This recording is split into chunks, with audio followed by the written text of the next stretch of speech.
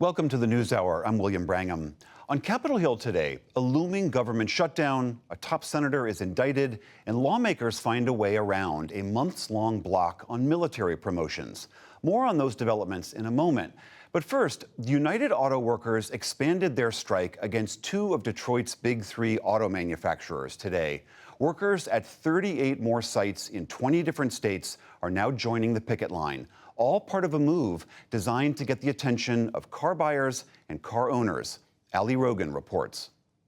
No pay! No parts! No pay! No parts! From GM facilities in Flint, Michigan, to Stellantis distribution centers in Dallas, Texas, auto workers have taken their walkouts nationwide, following the union's latest rallying cry.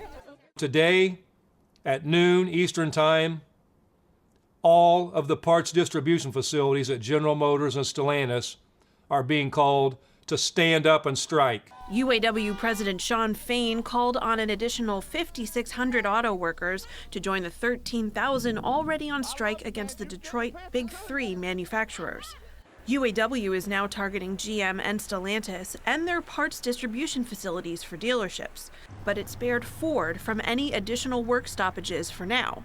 Fain said the union made, quote, real progress with Ford this week on cost of living adjustments, profit sharing, and job security. But a deal is far from done. We still have serious issues to work through, but we do want to recognize that Ford is showing that they're serious about reaching a deal. At GM and Stellantis, it's a different story.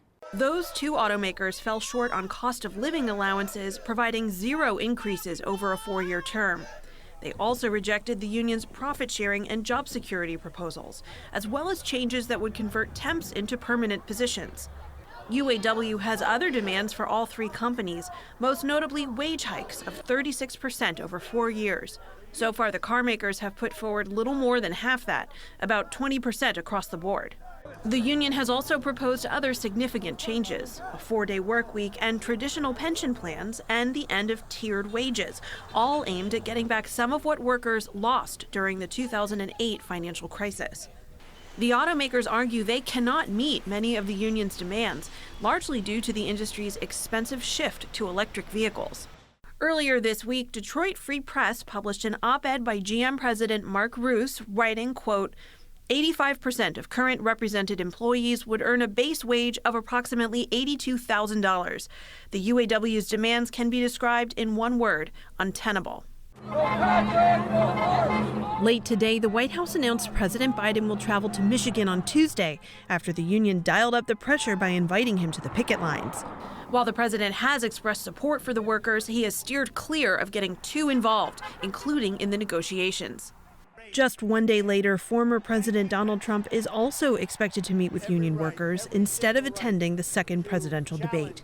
The former president is trying to peel off union workers to support him. For its part, the union leadership has said a second Trump presidency would be a disaster. In the meantime, UAW says consumers will feel the impact of this strike expansion as the attention turns from production plants to distribution centers.